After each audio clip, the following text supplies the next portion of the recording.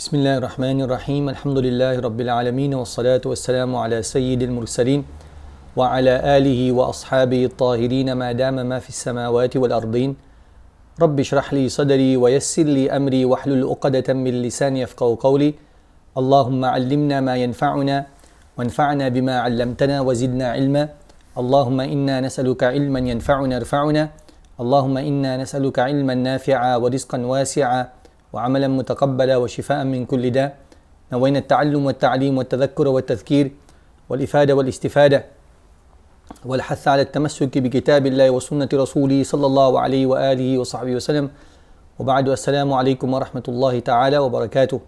Alhamdulillah, all thanks and praise due to Allah subhanahu wa ta'ala for affording us the opportunity to acquire such knowledge which will guide us to and guide us along the straight path. May Allah subhanahu wa ta'ala increase us in beneficial knowledge. Alhamdulillah, by the grace and mercy of Allah subhanahu wa ta'ala, we are currently reading through the chapter dealing with marriage, the marriage contract and related issues. We have now come to the point where we are dealing with the issue of Wilaya. We have looked at the elements of a marriage, the necessary constituent parts of a marriage. Bride, bridegroom, we require the guardian and we require two witnesses. Who would qualify as a guardian? That's what we will discuss today. And also the author touches on the issue of a lady while she is in her waiting period. Is it permissible to propose to her or not? These are the issues which will be discussed today bi'idhnillah subhanahu wa ta'ala. Barakallahu feekum jami'an, and may Allah accept from all of us. So without further ado, we're looking, as mentioned, Wilaya and proposing to a lady in Idda. It brings us to lesson number 94, and that is the issue of Wilaya. The first issue which we look at here, and the text reads as follows: وَأَوْلَى الْوُلَاةِ وَأَوْلَى. The word أَوْلَى, there are a number of potential guardians, and there's a particular order. The order would read as follows: وَأَوْلَى الْوُلَاةِ, that the one given first preference in terms of the order, the one that enjoys number one, first place, would be وَأَوْلَى الْوُلَاةِ. Wulat is the plural of the word wali. وَأَوْلَى الْوُلَاةِ al-abu, the father. So when we look at this particular breakdown, in terms of Taqiyuddin al-Hisni's breakdown, he gives us the following explanation. So he says, guardians, number one, the father. Why is the father given preference? Because everybody else is connected through him. So here we're going to gain a little bit more understanding in terms of that familial ties that ties us together, that connects us to one another. So a lady wants to get married, the daughter wants to get married. Who's going to get first preference in terms of marrying her off? It's going to be the father. Why does he come out first? Because everybody else, the brother, the grandfather, everybody else is connected through the father, and Allah subhanahu wa ta'ala knows best. The next person in line, number two, would be the grandfather. Why does the grandfather come second? In other words, immediately after the father, why do you have the grandfather? The reasoning, as Taqiyuddin al-Hisni mentions, reads as follows: because the father enjoys, number one, wilaya through the father, and then also he is connected through usuba. In other words, in terms of inheritance, he stands to be a residual heir. So in terms of the strength of that particular connection, you find the father first and then the grandfather. The grandfather enjoys wilaya as well as usuba. He gets second place. Third place goes to the full brother or the paternal brother. The reasoning reads as follows: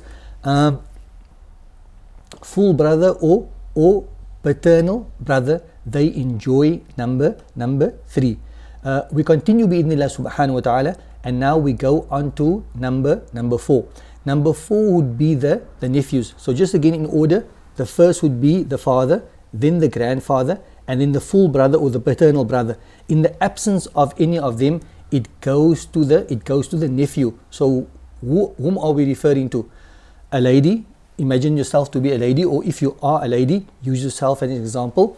You want to get married, you need the permission that of your guardian. Your guardian is going to get you married. the father, otherwise the grandfather, or otherwise your brother. In the absence of your brothers, you're going to look towards your nephews. In other words, the brothers, children, and Allah subhanahu wa ta'ala knows best. Why do they get preference? Because they are connected through the nephews are connected through their fathers, which is the brother of the lady in question, and Allah subhanahu wa ta'ala knows best, as they are connected through the father.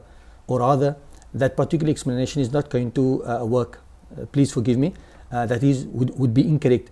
What happens is that if you look at the nephews, how are they connected to the lady in question? They are connected through the father. So what happens is, when you look at yourself, so you don't have a father, you don't have a grandfather, and you don't have brothers, but the brothers have children. So how are you connected to your brother? Through the father. And now your brother's children, they're also connected through the father, and that is basically how they fit into the bigger scheme of things, and Allah subhanahu wa ta'ala knows best. We look to number 5 now. We've covered a few of them, number 1, 2, 3, 4. We look to number 5 now. It would be the uncle, and the uncle is the paternal or the maternal. And we go on to number 6. Number 6 would read as the uncle's son. In other words, the cousins. So that is basically normally how far we would go in terms of wilaya. Wallahu subhanahu wa ta'ala a'lam. So let's just run through that very quickly. Number 1 is wilaya. There's an order to it. 6 are mentioned here. The first one would be the father. In the absence of the father, the grandfather. Otherwise your brothers. If not your brothers, then your nephews. Otherwise your full or paternal uncles. In other words, your father's brother. If your father's brother is not around, and then it would be your cousins. In other words, your father's brother has children. They are considered to be your cousins. If in the absence of everybody else, they become your awliya, they become your wulad, and Allah subhanahu wa ta'ala knows best. Here we have an example. This also sort of facilitates for an example of whereby you have a wali, but it is quite possible for you to get married to that particular wali. So you can get married to your cousin, but your very cousin also has the potential to serve as a wali, and Allah subhanahu wa ta'ala knows best. We go on to the next section, and in this particular section, Imam Taqiyuddin al-Hisni is going to sort of phase in the next group of potential wulat.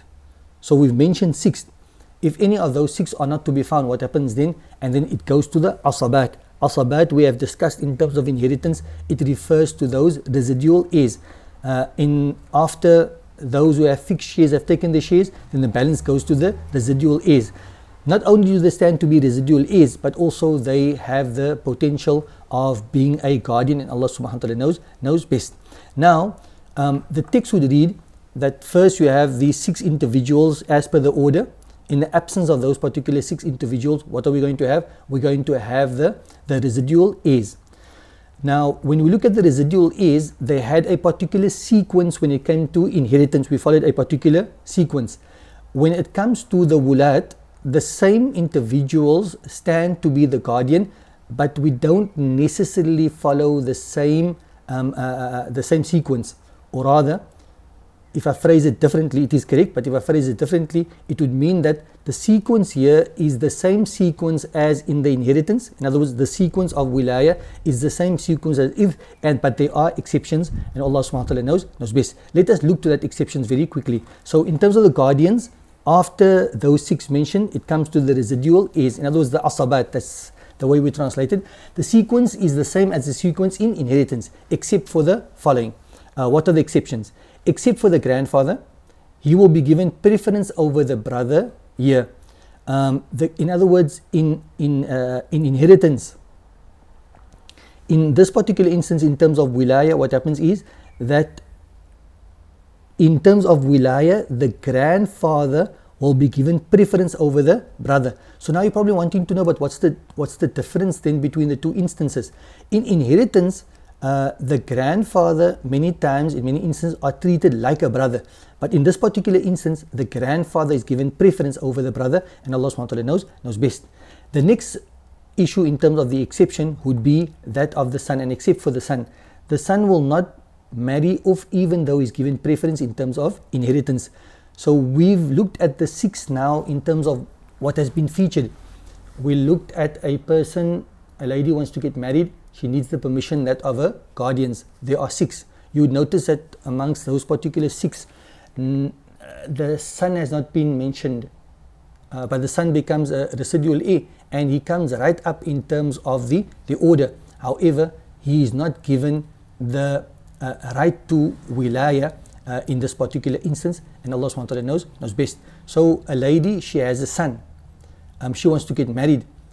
Does the son hand her hand over in marriage? No, he doesn't serve as a wali, and Allah subhanahu wa ta'ala knows best. So we've looked at that very briefly, walillah alhamd. In terms of the sequence of the residual heirs is the same, except for the grandfather, who is, as opposed to being treated like a brother, he's given preference over the brother. And except for the son, though he stands high up in terms of the pecking order when it comes to inheritance, he does not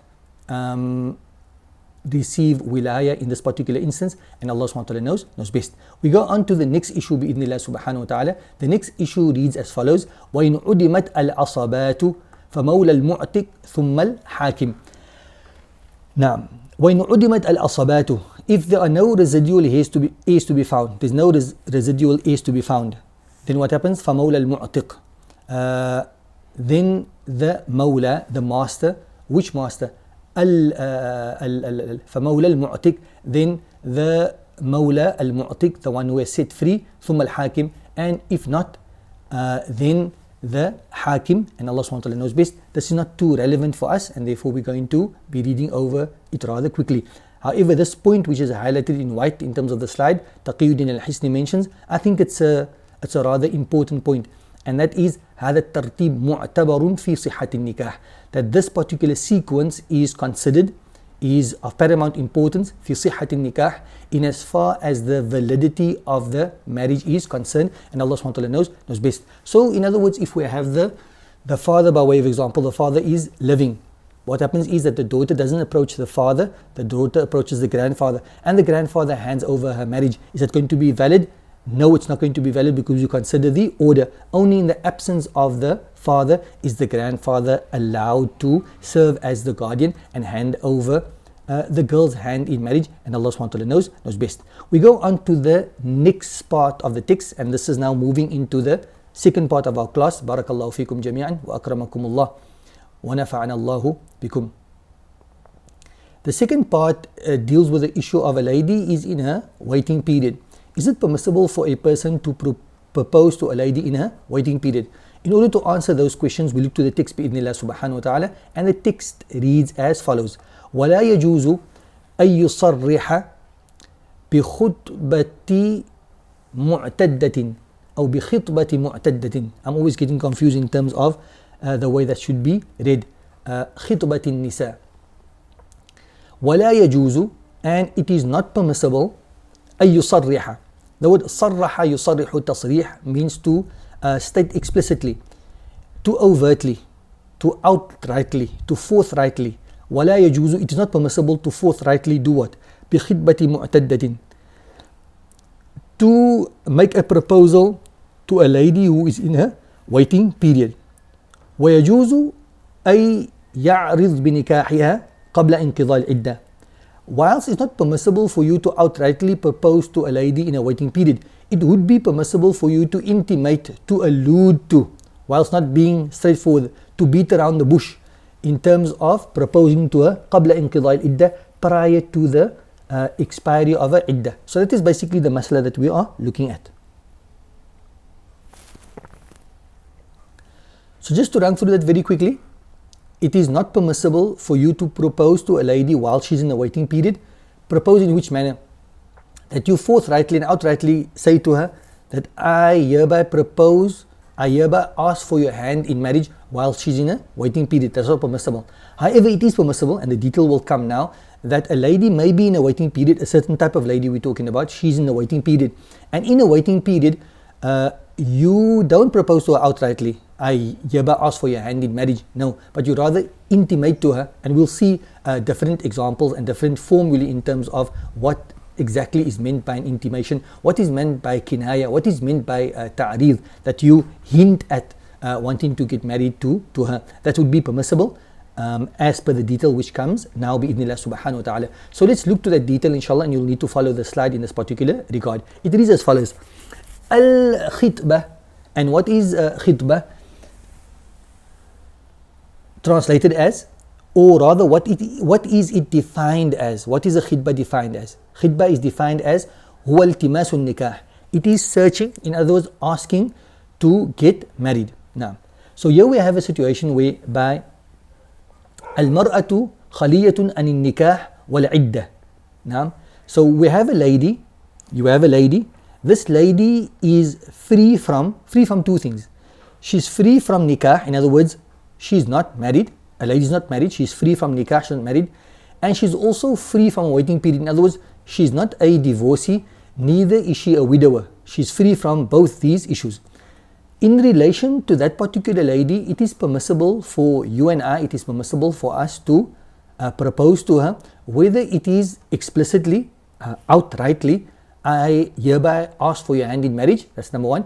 Or number two, a person says, I would really love to marry the likes of you. And that's now not saying directly, it's intimating to an idea to get married. So for a lady who's not in a marriage and who's not in an idda, it is absolutely permissible to propose to such a lady, and Allah SWT knows best. On the other side, the second issue which we have over here, in terms of the second one, in a mustard color, muzawwaja. On the other side of the scale now, we have a lady who is married, the lady is married. Then in relation to her, harumat tasrihu wa ta'reed, it is impermissible, it is not permissible. Yani, yu'aqabu ala fi'lihi, a person will be punished for doing something like this. And what is that? To propose to her, whether it is a direct proposal or whether it is a proposal which is intimated, it is not going to be permissible in both instances, and Allah SWT knows best. So that are the two, polar sides of this particular equation. A lady who is not married, not in a waiting period, permissible. A lady who is married, it is completely impermissible to propose in any particular way, and Allah SWT knows best. Now we move on to the part which gets the bit of detail. Ay mu'tadda. So what happens is, when we look at a mu'tadda, a lady who is in her waiting period, what happens to such a lady? This lady, you propose to her, but how do you propose to her? Tasrih. You say to her that I hereby ask for your hand in marriage. That is completely impermissible. When it comes to ta'reed, when it comes to intimating, the lady is in a waiting period, but what happens is you're not going to propose to her outrightly. You're going to intimate, you're going to beat her around the bush, just going to give her the idea that you're interested in getting married to her. Now, if this lady who's in a waiting period, but the nature of a waiting period is raj'iyya. Raj'iyya basically means that